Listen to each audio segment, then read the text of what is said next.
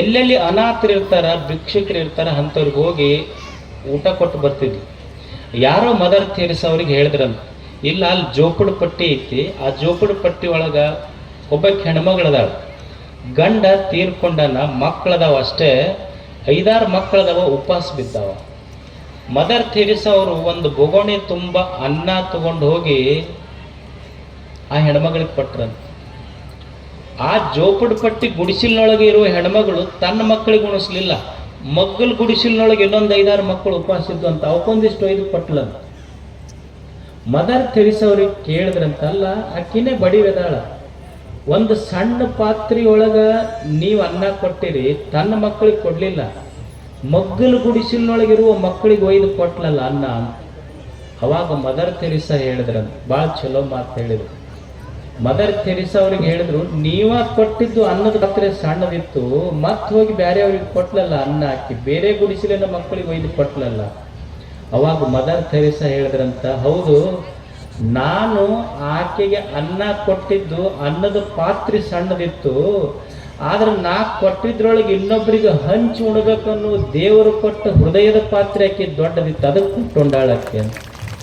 ನಾ ಕೊಟ್ಟ ಅನ್ನದ ಪಾತ್ರೆ ಸಣ್ಣದಿತ್ತು, ಆದ್ರೆ ದೇವರು ಕೊಟ್ಟ ಹೃದಯದ ಪಾತ್ರೆ ದೊಡ್ಡದಿತ್ತು. ಅದಕ್ಕೆ ಮನುಷ್ಯ ಉಪಕಾರಿಯಾಗಬೇಕು. ಯಾಕೆ ಉಪಕಾರಿಯಾಗಬೇಕು ಅಂದ್ರೆ ಉಪಕಾರದ ಪುಣ್ಯ ಬಹಳ ದೊಡ್ಡದಿರ್ತದೆ. ಪುಣ್ಯದ ಕೆಲಸ ಮಾಡಬೇಕಾಗ್ತದೆ ಮನುಷ್ಯ. ನಮ್ಮ ಜೀವನ, ನಮ್ಮ ಸಂಪತ್ತು, ಇದೆಲ್ಲ ಏನಿದೆ, ನಮ್ಮ ಅಧಿಕಾರ, ಐಶ್ವರ್ಯ, ಇವೆಲ್ಲ ಅನುಭವಿಸ್ತೀವಲ್ಲ, ಇದು ಪುಣ್ಯದ ಫಲ, ಇದು ಅಷ್ಟೆ. ಅದಕ್ಕೆ ಪುಣ್ಯದ ಕೆಲಸ ಮಾಡಬೇಕು. ಪುಣ್ಯದ ಫಲ ಹೆಂಗಿರ್ತೈತಿ ಅಂದ್ರೆ, ಈ ಕುರಿ ಕಾಯ್ತಿರ್ತಾರೆ ನೋಡ್ರಿ, ಕುರಿ ಕಾಯ್ದು ರಾತ್ರಿ ಒಯ್ದು ಒಂದು ದೊಡ್ಡ ಒಳಗೆ ಹಾಕ್ತಾರೆ, 50 ರೂಪಾಯಿ ನಿನ್ನ ಹುಂಡಿಗೆ ಹಾಕ್ತಾನೆ. ಇಷ್ಟು ಬೇಡ್ಕೊಂಡು ಹಿಂಗ ಒಂದು 100 ಫೀಟ್ ಬಂದಿದ್ದಿಲ್ಲ, ನೋಟ ಬಿದ್ದಿದ್ದ. ಅವ ಅಂದ, ಅದಕ್ಕನ ನಡ್ಕೊಂತಾರ ನಿನಗೆ ಅಂದ. ಹಿಂಗ ತಗೊಂತಾನ, ನೋಡ್ದ ಅದು 100 ರೂಪಾಯಿ ಇರಲಿಲ್ಲ, 50 ರೂಪಾಯಿ ನೋಟಿತ್ತು. ಅವಾಗ ನೀನು ಸತ್ತುಳ್ಳವನು ಅದಿ, ಮತ್ತು ಭಾಳ ಶಾಣೆ ಅದಿ, ಯಾಕಂದ್ರೆ ನಿನಗೆ ಕೊಡ 50 ರೂಪಾಯಿ ನೀ ಮುರ್ಕೊಂಡ ಕೊಟ್ಟಿ ನನಗಂದವ. ನಿಂದೇನೈತಲ್ಲ ಮುರ್ಕೊಂಡ ಕೊಟ್ಟಿ ನೀನು. ಇವ್ರು ಮಂದಿಗೆ ಟೊಪ್ಪಿಗೆ ಹಾಕೋರಲ್ಲ, ದೇವರಿಗೆ ಟೊಪ್ಪಿಗೆ ಹಾಕೋರು ಇವರೆಲ್ಲ. ಅದಕ್ಕೆ ಅವ ಮಾರುತಿ ನೋಡ್ರಿ, ನೀವು ಗುಡಿಗೆ ಹೋಗ್ತಿರಲ್ಲ, ನಿಮ್ಮ ಮುಖನ ನೋಡಕ್ ಹೋಗುದಿಲ್ಲ, ಈ ಕಡೆ ಮುಖ ತಿರುಗಿಸ್ಕೊಂಡು ನಿಂತು ಬಿಟ್ಟ. ನಾವು ನಿಮ್ಗೆ ಯಾರಿಗಾರ ನೋಡೇ ನಾನು ಮಾರುತಿ ಒಮ್ಮೆ ಇವ ಬರದ ತಿಳ್ಕೊಂಡು ನಿಮ್ಮ ಕಡೆನೇ ನೋಡಕ್ ಹೋಗುದಿಲ್ಲ. ನಮ್ಮ ಭಕ್ತಿ ಹೆಂಗೈತಿ, ವ್ಯಾವಹಾರಿಕ ಐತಿ. ನಮ್ಮ ಪ್ರೇಮ ಹೆಂಗೈತಿ, ವ್ಯಾವಹಾರಿಕ ಐತಿ ಅಷ್ಟೆ. ಅದಕ್ಕೆ ನಾವು ಉಪಕಾರ ಯಾಕೆ ಮಾಡ್ಬೇಕಂದ್ರೆ, ದೇವರು ಕೊಟ್ಟನಲ್ಲ, ಕೊಟ್ಟಿದ್ದೊಂದಿಷ್ಟು ಮುಟ್ಟಿಸ್ಬೇಕಾಗ್ತೈತಿ. ಒಂದು ಸಣ್ಣ ಘಟನೆ ಹೇಳ್ತೀನಿ. ಮದರ್ ತೆರೇಸಾ ಅವರಿದ್ರು. ಮನುಷ್ಯ ದುಡಿಯುವುದನ್ನು ಕಲಿಬೇಕು. ಎರಡಕ್ಕೂ, ಒಂದು ಉಪಜೀವನಕ್ಕಾಗಿ ದುಡಿಬೇಕು, ಇನ್ನೊಂದು ಉಪಕಾರ ಸ್ಮರಣೆಗಾಗಿ ದುಡಿಬೇಕು. ಮನುಷ್ಯ ನನ್ನ ಸಲುವಾಗಿ ಅಲ್ಲ, ನನ್ನನ್ನು ಈ ಜಗತ್ತಿಗೆ ಕರ್ಕೊಂಡು ಬಂದು ಎಷ್ಟು ವಿಷಯ ವಸ್ತುಗಳದವಲ್ಲ. ಯಾಕೆ ಮನುಷ್ಯ ಉಪಕಾರ ಮಾಡ್ಬೇಕ್ರಿ? ನಮ್ಮ ಮನೆ ಹೊಲ ನಾವು ಚಂದದಿವಲ್ಲ, ಇನ್ನೊಬ್ಬರಿಗೆ ಉಪಕಾರ ಮಾಡ್ಯಾರ ಏನು ಮಾಡೋದು ನಾವು ಅಂತ ಅನಿಸ್ತಿರ್ತೈತೆ ನಮಗೆ.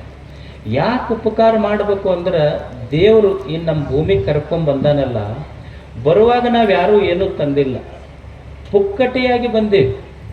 ಈಗ ನೀವು ಒಂದು ಸಾಲ ತಗೊಂತೀರಿ ಬ್ಯಾಂಕ್ನಾಗ, ಬ್ಯಾಂಕಿನೊಳಗೆ ಸಾಲ ತಗೋಬೇಕಾದ್ರೆ ಹೋದ ಕೂಡಲೇ ಕೊಟ್ಟು ಬಿಡ್ತಾರೆ, ನಿಮಗೆ ಎಷ್ಟು ಲಕ್ಷ ಅಷ್ಟು ಲಕ್ಷ.